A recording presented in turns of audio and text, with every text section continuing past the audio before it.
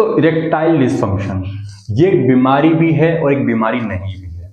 ये एक मानसिक बीमारी भी है और एक शारीरिक बीमारी भी है दोस्तों। मगर आज हम इस बारे में क्यों बात करें? क्योंकि ये समस्या बढ़ती जा रही है, खासकर यंग बच्चों में समस्या देखी जा रही है। इसके कुछ महत्वपूर्ण कारण भी है जो मैं इस वीडियो में डिस्कस करने वाला हूं और इसका समाधान भी बताऊंगा और इसके कुछ सिम्टम भी बताने वाला हूं। और आखिरी में मैं एक बहुत ही बेहतरीन नुस्खा बताने वाला हूं आयुर्वेद का, जिसे कंजप्शन करने से ये समस्या आपकी जड़ से खत्म हो जाएगी और कभी भी ये समस्या आपको होगी नहीं। कभी भी आप निराश फील नहीं करेंगे, कभी भी आप कमजोर फील नहीं करेंगे। तो दोस्तों शुरू करते हैं। नमस्कार दोस्तों, मैं आपका होस्ट प्रिंस और मैं आपका बहुत बहुत स्वागत करता हूं मेरे यूट्यूब चैनल पे। इंपोर्टेंस या इरेक्टाइल डिसफंक्शन ये हमारे प्राइवेट पार्ट में होने वाला एक थोड़ी सी गड़बड़ी कह सकते हैं दोस्तों। इसके कुछ कारण होते हैं, उस पर भी हम एक बार नजर डाल लेते हैं। क्योंकि कारण आपने समझ लिए तो आप इसको ट्रीट आराम से कर सकते हैं। दोस्तों कुछ एक ऐसे कारण है जैसे कि जो बहुत ज्यादा स्त्री संभोग करते हैं, बहुत ज्यादा सेक्सुअल एक्टिविटीज में इन्वॉल्व रहते हैं, उनमें समस्या देखी गई है। बहुत ज्यादा डिप्रेशन के शिकार हैं, उनमें भी समस्या बहुत ज्यादा देखी गई है। स्ट्रेस भी एक महत्वपूर्ण कारण है इसका होने का दोस्तों। और किसी को क्या होता है दोस्तों, मेडिकल डिजीज भी होती है, उसमें भी ये समस्या देखी गई है। जैसे कि डिप्रेशन, डायबिटिक है कोई बंदा, कोई आर्थराइटिस किसी को है, किसी को थायराइड है, किसी को कैंसर है। ये सब मेडिकल की कंडीशन की वजह से भी इरेक्टाइल डिसफंक्शन की समस्या देखने को मिलती है दोस्तों। नेक्स्ट है लो टेस्टोस्टेरोन। लो टेस्टोस्टेरोन की वजह से जो इरेक्टाइल डिसफंक्शन होता है, जो आपका इरेक्शन होता है, वो कम होने लगता है। बट दोस्तों ज्यादातर ये लो टेस्टोस्टेरोन जब उम्र बढ़ती है तब देखा गया है। बट आजकल के सिनेरियो में देखा जाए, आजकल के समय में देखा जाए कि जवानी में ही ये समस्या देखी जा रही है। इससे कुछ और भी कारण है, जैसे बैड हैबिट्स हो गई, जैसे कि आप अल्कोहल ज्यादा कंज्यूम करते हैं या स्मोकिंग ज्यादा करते हैं, तो ये सबसे बड़े कारण है जिसकी वजह से लो टेस्टोस्टेरोन होते हैं। और आपकी बैड डाइट भी इसके पीछे बहुत बड़ा कारण है दोस्तों। नेक्स्ट तो एक और कारण है, वो है टेस्टिस में चोट लगना, या कोई आपका एक्सीडेंट हो गया, आपके प्राइवेट पार्ट में चोट लग जाए, उससे भी ये समस्या होती है दोस्तों। अदर रीजन में भी हम नजर मार लेते हैं। जैसे कई लोग क्या करते हैं कि अगर आपको कोई समस्या होती है इंपोर्टेंसी की, या आपका इरेक्शन में कमी आती है, तो बहुत लोग एक्साइट अपने आप को करने के लिए मेडिसिन का यूज करते हैं, जैसे कि वाइग्रा या और भी जो एक्साइट, जो आपका ब्लड फ्लो को बहुत ज्यादा बढ़ाती है आपके प्राइवेट पार्ट में। उसके जो साइड इफेक्ट होते हैं दोस्तों, वो बहुत ज्यादा भयंकर होते हैं। वो इतने खतरनाक साइड इफेक्ट होते हैं कि सडन आपकी आंखें भी जा सकती हैं, दोनों आंखें भी जा सकती हैं, आपकी एक सिंगल आईज की भी रोशनी हमेशा के लिए जा सकती है दोस्तों। सडनली हार्ट अटैक भी पड़ सकता है और हार्ट अटैक के साथ साथ आपकी सडनली डेथ भी हो सकती है। इतने खतरनाक इसके साइड इफेक्ट होते हैं। तो मैं आपसे यही करूंगा कि कोई भी ऐसी मेडिसिन जो आपको तुरंत एक्साइट करे वो आपको कंज्यूम नहीं करनी है। क्योंकि एक बार तो आपको लगता है कि आप बहुत फिट हो गए हैं, आपको बहुत अच्छा फील हो रहा है, बट आप लॉन्ग टर्म में इसके जो साइड इफेक्ट हैं वो बहुत ज्यादा जानलेवा हैं। तो इसको आपको बिल्कुल भी कंज्यूम नहीं करना है दोस्तों। कुछ लोग ऐसे हैं जो एंटी डिप्रेशन मेडिसिन लेते हैं डिप्रेशन कम करने के लिए, वो भी एक सबसे बड़ा कॉज है जो इसमें इस समस्या को बढ़ाता है, इरेक्टाइल डिसफंक्शन को। तो आपको ऐसी मेडिसिन से बचना है। तो दोस्तों ये कुछ ऐसे कॉजेज थे जो मैंने आपसे सामने डिस्कस किए। अब मैं आपको कुछ ऐसी रेमेडीज भी बताऊंगा और मैं ऐसा कुछ वे और लाइफ भी बताऊंगा जिसके कारण जिंदगी भर के लिए समस्या आपकी खत्म हो जाएगी। बट उससे पहले मैं आपको एक और कॉज, जो सबसे बड़ा कॉज है, शायद हर घर में इस कारण को लेकर के सब बहुत ज्यादा परेशान है, वो है दोस्तों मास्टरबेशन। मास्टरबेशन दोस्तों आजकल के समय में, आजकल के जो मेडिकल साइंस है वो इसको बहुत नॉर्मल मानती है, बट आयुर्वेद में इसको निषेध बताया गया है, यानी कि मास्टरबेशन नहीं करना चाहिए। क्योंकि दोस्तों सप्त धातु हमारे शरीर में होती है, जो भी हम खाते हैं उससे सप्त धातु बनती है। सप्त धातु की सबसे लास्ट की धातु होती है शुक्र धातु। उसी शुक्र धातु से हमारा निर्माण होता है, हमारा ओजस बनता है, हमारे चेहरे पर चमक आती है, वो वज्र का काम करता है हमारे शरीर में। वो धातु कौन कौन सी है? रक्त, मांस, मेद, मज्जा, अस्थि और लास्ट में शुक्र दोस्तों। तो सोचो कितना सफर तय करके लास्ट में शुक्र धातु बनती है, इसलिए आयुर्वेद में इसको निषेध बताया गया है।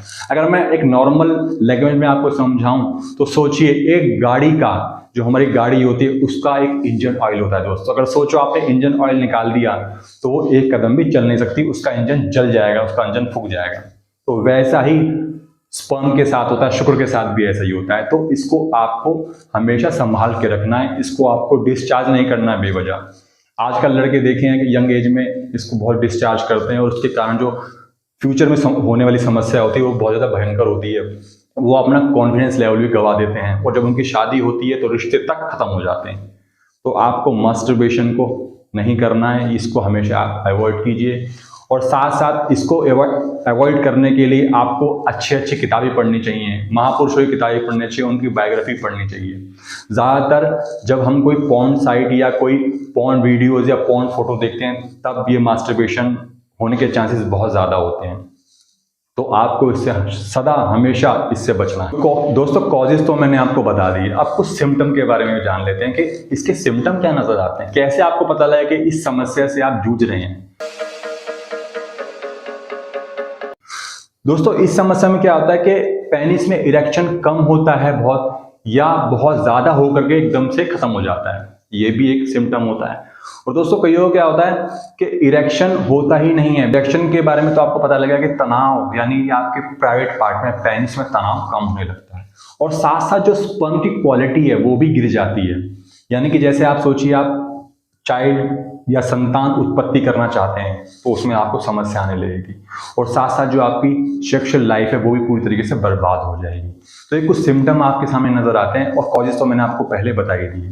और दोस्तों मैं अब आपको रेमेडीज बताने वाला हूँ बहुत ही बेहतरीन, जिसके करने से ये समस्या आपकी जड़ से धीरे धीरे ठीक हो जाएगी। थोड़ा इसको क्योर करने में समय लगता है, बट एक बात का आप ध्यान रखिएगा कि कोई भी ऐसी मेडिसिन नहीं लेनी जिसके भयंकर साइड इफेक्ट हो। जैसे मैंने आपको बताया था, आप कुछ समय के लिए आपको अच्छा तो फील होगा, बट बाद में आपको भयंकर साइड इफेक्ट होंगे। अगर आप साथ साथ वो मेडिसिन लेते रहेंगे तो आपको रिजल्ट नहीं आएगा। दोस्तों इसलिए मैंने आपको बोला है कि स्टेडी आपका रिजल्ट आएगा, स्लोली आपको रिजल्ट आएगा, बट वो परमानेंट रिजल्ट आपको नजर आएगा। इसलिए आप पेशेंसली आपको इस मेडिसिन को, जो आयुर्वेदिक फॉर्मूला है, इसको आपको कंज्यूम करते जाना है। इसमें कुछ घरेलू नुस्खे भी हैं, उसको भी मैं आपको बताऊंगा। जब आप साथ साथ सब चीजें करेंगे तो ऐसा हो नहीं सकता कि ये समस्या जड़ से खत्म ही ना हो। तो फर्स्ट रेमेडी है, आपको शायद सुन के थोड़ा ताज्जुब लगेगा, अंडा, एग। अब आप कहेंगे अंडा ये क्या है, ये तो नॉनवेज की बात हो रही है। बट दोस्तों इस समस्या में एग बहुत ही महत्वपूर्ण भूमिका निभाता है, क्योंकि अंडे के अंदर L-आर्जिनाइन नाम का एक एसेंशियल अमीनो एसिड होता है जो ब्लड फ्लो को बढ़ाता है बॉडी के अंदर, और प्राइवेट पार्ट में ब्लड फ्लो बढ़ने लगता है, जिसके कारण आपकी इरेक्टाइल डिस्फंक्शन की समस्या खत्म होने लगती है, और स्पर्म क्वालिटी को भी ये बहुत अच्छे से मेंटेन रखता है। तो दोस्तों अगर कोई नॉनवेज नहीं खाता तो भले ही वो इस चीज़ को स्किप कर दे। जो नॉनवेज कंज्यूम करता है उनको 2 अंडे होल एग आपको खाने हैं, जर्दी के साथ, जो उसका इंटरनल पार्ट होता है उसके साथ आपको कंज्यूम करना है। दिन में आप कभी भी ले सकते हैं, ब्रेकफास्ट में ले सकते हैं, या इवनिंग स्नैक्स में ले सकते हैं, या रात को नाइट में भी ले सकते हैं। नेक्स्ट है दोस्तों सैफरन यानी केसर। केसर का लेने का तरीका बहुत आसान है। 2 चुटकी केसर आप गुनगुने पानी में घोल करके दिन में 1 बार कंज्यूम किया जा सकता है। केसर बहुत अच्छा anti stress, anti depression medicine के तौर पे काम करता है, जो आपके माइंड को रिलैक्स करता है, और टेंशन जो होती है माइंड में वो खत्म होने लगती है। तो अगर केसर आप कंज्यूम कर सकते हैं तो करिए, नहीं तो ऐसा कोई कंपल्सरी नहीं है कि आप केसर आपको कंज्यूम करना ही है, बट रेमेडी के तौर पे आप इसे कंज्यूम कर सकते हैं। दोस्तों नेक्स्ट रेमेडी बहुत आसान है, घर घर में अवेलेबल है, बहुत चीप भी है। वह कि 6-7 कलियां लहसुन की आपको घी में तल लेनी है अच्छे से, और तलने के बाद आपको इसको कंज्यूम करना है दिन में 1 बार। इसके करने से धीरे धीरे जैसे आपकी स्पर्म काउंट लो की, और जो इरेक्टाइल डिस्फंक्शन की समस्या है वो धीरे धीरे खत्म होने लगेगी। समय लगभग 2 से 3 महीने लगता है, मगर इसका असर 15 से 20 दिन में ही आने लगता है। तो दोस्तों जो गार्लिक होता है, जो लहसुन होता है, उसमें नाइट्रिक ऑक्साइड अच्छी मात्रा में होता है। उसका नाइट्रिक ऑक्साइड लेवल होता है, इसकी वजह से आपके जो प्राइवेट पार्ट में अच्छे से इरेक्शन होने लगता है।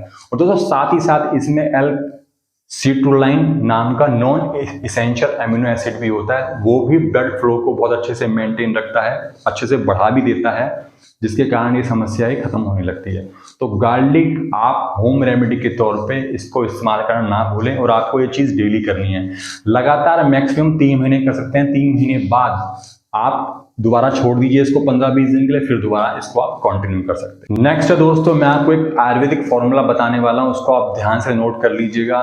बराबर क्वांटिटी में इन सब हर्ब्स को आपको लेना है और पाउडर फॉर्म में मिला लेना है, और रोज दूध के साथ, देसी गाय का दूध होना चाहिए दोस्तों, ध्यान रखिए देसी गाय का दूध हो। अगर देसी गाय का दूध आपके पास अवेलेबल नहीं है तो आप भैंस का भी ले सकते हैं, बट कोई पाउडर मिल्क या कोई थैली वाला मिल्क को आप प्रेफर मैं नहीं करूंगा कि आप उसको लीजिए, क्योंकि बेस्ट रिजल्ट इसका गाय के दूध से और भैंस के दूध से आता है।